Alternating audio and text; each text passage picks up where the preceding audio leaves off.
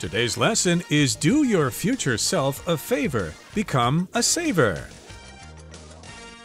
Hi, everybody. I'm Roger. And I'm Mike. And we're going to continue talking about personal finances in today's program, especially if you're a teenager and you want to start saving money for a rainy day. Okay, so you want to do your future self a favor, do something for yourself that you can benefit from in the future. Start a savings account or get an allowance or whatever, and don't spend your money all in the same place. Become a saver, a person who saves money. And, of course, this is a good habit to get into, even if you're young, even if you're not making much. Maybe you get an allowance from your parents every week or month, or maybe you have a part-time job. So, yeah, you're probably not making as much now as you will, of course, when you become a full-time worker, when you start your career. But if you develop these habits now, these good, healthy finance habits like saving money, they're things that you can use later on when you're making much more money. And, of course, the stakes will be higher. So let's find out some of the good things that can happen when you save some money and some good ways to get into the saving habit in the first part of the article. But what proportion of your income should you save each month? Generally speaking, it's considered wise to save at least 20%. To reach this goal, start by analyzing your spending habits. First, determine how much money you need for daily necessities. Then, calculate how much you usually spend on things you enjoy. If the total is under 80% of your income, great. If not, you'll need to start deciding which luxuries you can live without.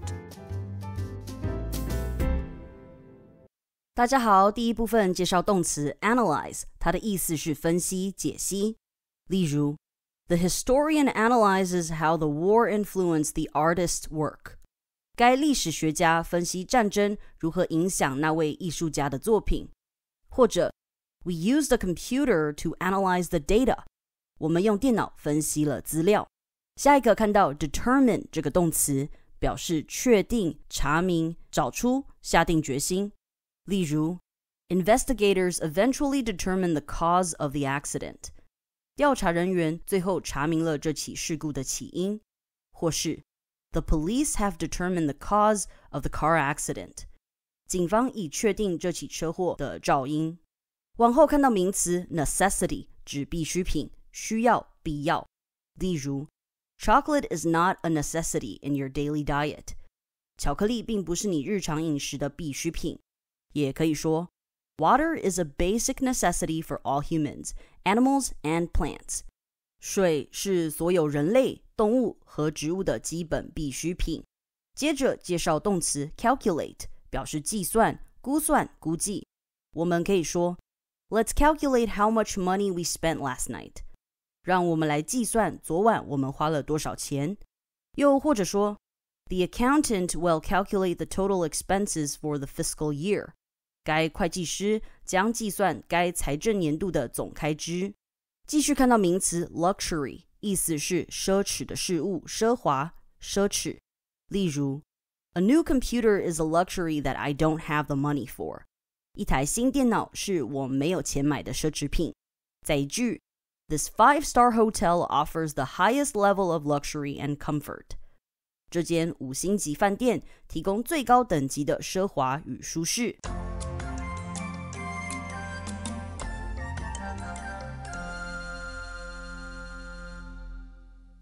Okay, we begin the first part of our article with a question, but what proportion of your income should you save each month?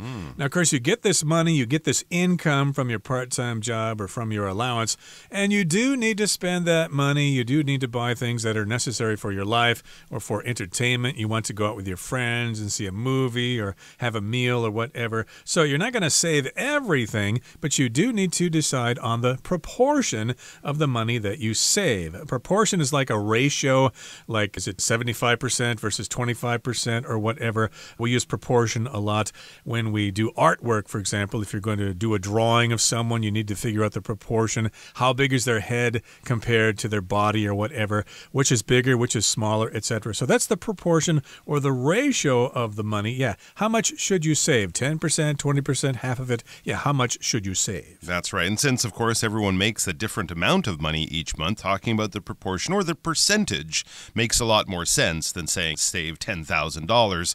If you're only making $11,000 at your part-time job, that doesn't really make sense. So what proportion, what percentage, which is how we will express it, should you say? Well, generally speaking, so this is in general, everyone's a little bit different. If you're saving for something really important, you might want to save more or something like that. But generally speaking, as just a good basic rule, it's considered wise to save at least 20%. So there you go. If you're making $20,000 a month, you're going to be saving $4,000 or 20% of that each month. So that leaves you the other money to spend on what you need and spend on what you want. But to reach this goal, it says start by analyzing your spending habits. True, it's not just about putting that money in the bank account and feeling fine about that until next month. No, you need to analyze your spending habits. How do you spend money? What do you spend it on? You might find that you're spending it on a lot of expensive things when you can easily replace those with cheaper things or something like that. So by analyzing things, you're looking at data, you're looking at information, you're doing the research, and you're trying to understand what it tells you. You're not just listening to what someone says or writing down what you spend and then walking away from that. You're looking at that information and that data and trying to find out other things that you can learn from that. So as I said, if you write down how much you spend each day, that's not a bad idea. But if you write down exactly what you buy, what you're spending your money on and where and when and why and all that, that will give you a lot more information about your spending habits and also will throw up areas where you can maybe make some easy changes. It says first, determine how much money you need for daily necessities. It's absolutely true. You don't have to go out and wear your oldest clothes and not eat lunch every day. You can still buy the things that you need, but you need to determine how much money you need for those daily necessities. To determine is kind of like to find out. Scientists will determine things by doing research and collecting data. Police officers or police detectives might determine who is the murderer by looking at clues and evidence and things like that. So you're not just guessing, you're finding out through looking at data, through doing research, and through asking all the right questions. So you have to find out how much money you need for daily necessities. Your daily necessities are the things that are, and you see those letters there, necessary. All right, so lunch, your bus fare, your MRT fare, paying for your phone bill, and all of those things. Those are the necessities that you need, the daily things and the monthly things that you always kind of have to spend money on. You can't walk around hungry. You need to buy food. So those are the necessities, but you have to figure out how much you're spending and where you're spending it. Yeah, one way to determine that is to keep a personal budget. You can write down every expense, and then you maybe can divide it into categories. This is like for entertainment, this is for food, this is for transportation or whatever. And then you can take a look at it at the end of the month and determine, wow, I spend way too much money on clothes. I need to get by with the clothes I already have. So you can analyze it at that particular point. And so after you determine how much money you need for those daily necessities or those daily things that you need, then you can calculate how much you usually spend on things you enjoy. So here, to calculate just means to take some numbers and to work them together in order to make some kind of conclusion, okay? I'm thinking way back in ancient Egypt or something, maybe in the 3rd century BC, there was some guy in Egypt who calculated the circumference of the Earth by using some basic information. I think it was the angles of the sun shining on a post in 2 different places in Egypt. So he calculated the distance around the Earth that way. It was actually pretty accurate.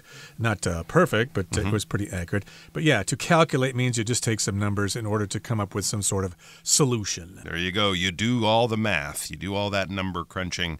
And so once you find out how much you spend on daily necessities, it says if the total is under 80% of your income, remember that's all you have to spend. You're saving 20% of it. So if the total is under 80% of your income, great.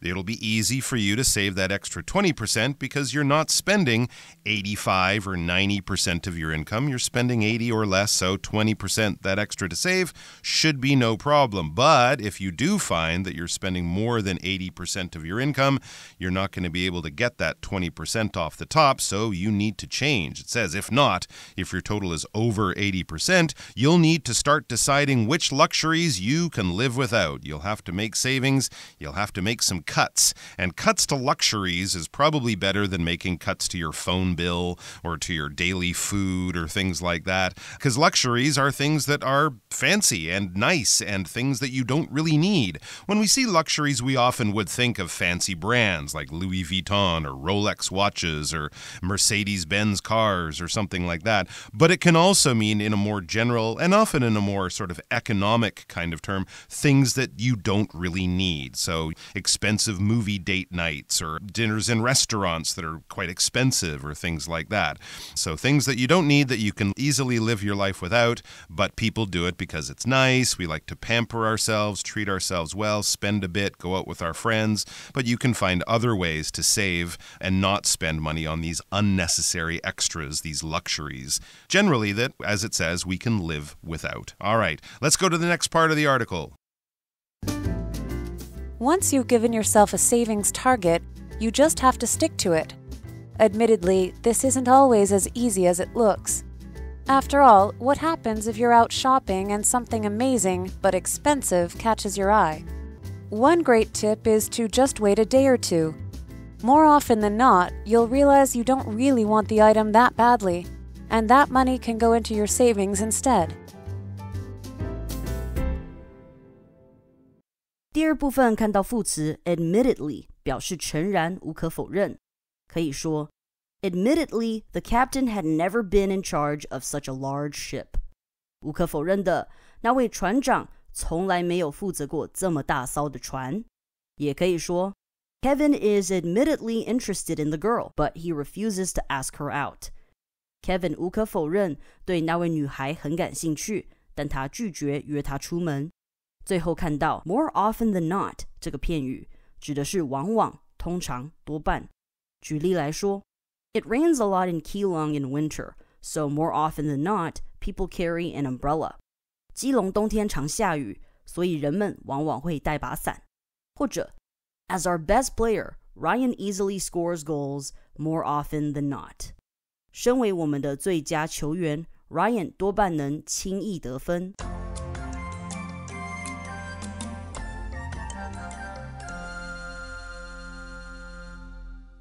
Okay, here in the second part of the article it says, once you've given yourself a savings target, when that happens, you just have to stick to it. So again, you establish your personal budget, you figure out how much money you're spending, and whether you need to get rid of some luxuries or things like that. So once you do this, once you have a savings target, then you need to stick to it. If you stick to something, then you don't give up on it, you don't let it change. You've got this budget, you've got this goal, and you just keep working toward that goal. When I was in high school, a lot of my classmates, the guys, they always wanted to save up for cars. You know, they wanted to buy their own car, like Jeff saved up to buy a Mustang and Kevin bought himself a pickup truck. So that's your goal. You need to save for that. And of course, you save that money from your part-time job or whatever. For me, I wanted to save money to buy a stereo. Ooh, that's a good one. Much more useful than a car, I would say. But yes, whatever you decide to save your money for, you have to stick to it. You have to make that commitment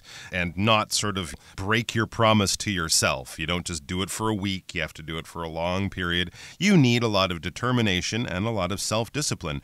Admittedly, the article says, admittedly, this isn't always as easy as it looks. All right, so yes, it isn't always as easy as it looks. It can be hard. And by saying admittedly here, the writer is kind of giving up that point. I'm not saying that everyone can save and it's easy once you try. No, they're kind of saying, I know this is a hard thing to do. I'm giving you good advice, but I'm not trying to sugarcoat it. I'm not going to lie to you and say, oh, it'll be no problem. It'll be easy. No, we're admitting something. When you admit something, you kind of tell the truth or give up the truth. You stop lying, maybe if you were lying before, or you're kind of saying that this isn't a perfect plan. There are problems with it. It will not be easy. It will definitely be a challenge. And I'm being upfront. I'm being honest about that. It isn't always as easy as it looks. After all, here's a situation where you'll need that self self-discipline. After all, what happens if you're out shopping and something amazing but expensive catches your eye? This is the type of thing that does happen. You might have that, I'm going to be really tough with myself and save that money, and then next week your friends are like, we're going to go to Thailand for a holiday and it's going to be great. Oh, no. So, yes, these things will happen. You will get tempted. You will face challenges to your commitment to save. So here's one. You're out shopping and you see something amazing in the store, but it's expensive. It catches your eye. When something catches your eye, it grabs your attention. If it's something shiny that's kind of flashing in the sun, or that beautiful watch in the window of the jewelry store. So, ooh, look at that. It catches your eye. It catches your attention. And in the case of shopping, generally if it catches your eye, that means you're going to think about buying it. Right, so it's a luxury, and you probably don't need it. So more often than not, it's more common that you'll realize you don't really want the item that badly. You just need to take this tip here and just wait a day or two. So kind of sit on it, kind of wait and see, do I really need that thing? And more often than not, you'll think, I don't really need it that badly, and that money could go into my savings instead, and I can use it for a rainy day, or I can use it on something more useful in the future. Okay, we're at the end of the second part of our lesson for today. Here comes the third and final part. Let's listen. If you can put these habits in place, you'll be well prepared for the days when you have more complex spending needs, such as rent, groceries, and utility bills. So do your future self a favor and start building the habit of saving money today. All right, we are back. So talking about good financial habits, and one of the best and one of the most useful is a good savings habit. So we've already learned that 20% is a good number to shoot for when you're looking at your monthly income and trying to save a little bit. If you can save 20% of that, that would be great. Now it says, if you can put these habits in place, you'll be well prepared for the days when you have more complex spending needs, such as rent, groceries, and utility bills. That is very true. It's good to develop these habits or put these habits in place once this becomes part of your sort of normal routine, your normal thinking, your normal saving behavior. I always save 20%. I always save 20%. I've been doing it since I was 16. Now I'm leaving college. I'm starting my career. This will still be a good thing to have, a good habit to have in place, or a good habit to just have as part of how you do things normally.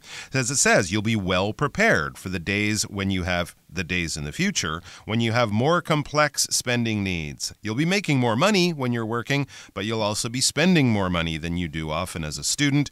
As a grown-up, you have to spend money on rent for a place to live, groceries you're going to be buying and cooking and shopping for yourself, and utility bills. Mom and dad, if you move out, will no longer be paying for your electrical bill, your water bill, your power bill, your cable bill, your phone bill. There are many other bills. And utility bills, those ones that I mentioned, especially water, electricity, gas to heat and to cook in your home. You could probably throw in your phone bill, your cell phone bill, because that's almost a pretty standard thing everyone has. So those are the bills we're talking about, not the bills from the restaurant and the bill from that travel agency for your wonderful holiday. That's on top of the other stuff, because these things, rent, groceries, and utilities, those have to be paid every single month. They're often fixed. It's a set amount, but these are not things that you can cut back on, really. These are things that are definitely going to be taking your money out of your pocket. Absolutely. So maybe you're from Kaohsiung or something, and you went to university and you stayed in the dormitory. Your parents paid for everything. But then you're going to move up to good old Taipei here. Oh my gosh. And you're going to be independent. You're going to have your own job. So you're going to need to rent an apartment. So and everything will be more expensive. Exactly. Yeah. So you pay the rent, you buy groceries. Maybe you eat out more often, but you realize you're spending too much money in the night market or whatever. So you decide to buy your own vegetables at the market, do your own cooking. And of course, you've got those utility bills. We've all got to pay that phone bill every month. No one can live without their smartphone. You might even have cable TV, as you said. Electricity, gas, air conditioning, that's electricity. All these things need to be paid. So, of course, you're going to be independent someday, so you need to prepare for that. So, do your future self a favor and start building the habit of saving money today. So we're concluding there with this bit of advice, and I'm sure pretty much all of you know that. You might be thinking that, why should we be listening to this American tell us how to save? Because statistically, Americans don't really save money compared to Chinese people. So yeah, why you're taking our advice, you already know how to do that. But still, it's still good advice. Maybe it's more advice for us maybe to save money, even though we're not really teenagers anymore. I think it's good advice for everyone, if not just to remind them about some of these numbers, like that 20% number. I mean, I think that's just a really good thing to know and be aware of. And I've never done that personal financial analysis of what I do for shopping each month, but I am aware that if I go and buy a coffee in a fancy coffee shop, it's much more than at the convenience store. I also think a lot of people use their phone to record their receipts, right? We have that national lottery thing. So actually in your phone, wherever you record those numbers, you often have almost a monthly breakdown of what you spend your money on, especially in stores and shops and restaurants. So that's another way that you can keep track of your finances and your spending. And someone who we know who is a super saver is our good friend Hanny. So let's go over to her for some grammar advice.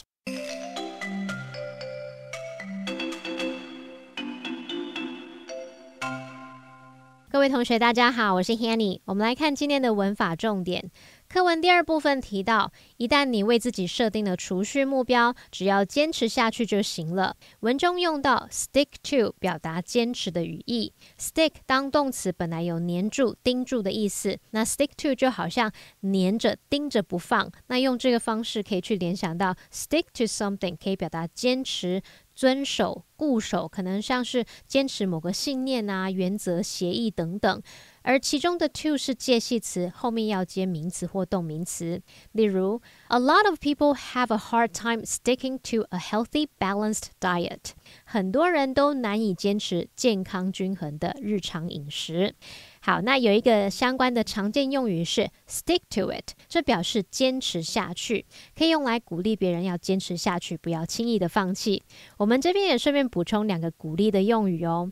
第一个是 hanging there， 字面上是挂在那里。那当我们告诉对方 hanging there， 就好像是要对方继续挂在那边，不要掉下去哦。这句话就可以用来帮别人加油打气，叫对方撑着点，撑下去，坚持下去。第二个补充的是 You're almost there， 这句话字面意思是你几乎快到那里了，其实就是要表达你已经快成功了。假设朋友遇到挫折，那就可以用这句话来鼓励他，已经离成功不远了，再努力一点就能成功咯。好，那么课文第三部分提到，如果你能养成这些习惯，就能为更复杂的支出需求做好充分的准备。那文中是用 put these habits in place 来表达养成这些习惯。我们就先来介绍一下 in place， 它表示在适当合适的位置。那引申表达到位，准备就绪，可以随时行动或是运用。举例来说All the performers are in place and ready to go on stage. 所有的表演者都已经就位，准备好要上台了。那 put somebody in place 则可以用来表达将某事物就定位，或者是使这个政策啊、状态等等准备就绪。那就会有那种施行，像施行法令、政令等等，或是使什么生效中、使什么落实到位的那些语义。好，那文中则是指说养成这些习惯，让这些习惯落实的意思。好，我们造个例句 The new law will be put in place next year. 那条新法令将于明年上路。补充一下，如果是 out of place 则是指脱离原位，放错位置。那也可以用来表达说某人事物它跟周遭是不相称、格格不入的意思。好，那以上是今天重点整理，我们来回顾今天单字吧。 Proportion.Only a small proportion of Taiwan's population lives in rural areas. Analyze. Experts are already analyzing the cause of the plane crash, which killed 28 people. Determine. We should determine how long the trip will take before we leave. Necessity. Food and water are basic necessities for survival. Calculate. Rosa calculated the total expected cost of the trip to see if she could afford it.Luxury. For some families, eating out at a nice restaurant is considered a luxury. Utility. Utilities like electricity and gas are often more expensive during the summer months in Taiwan.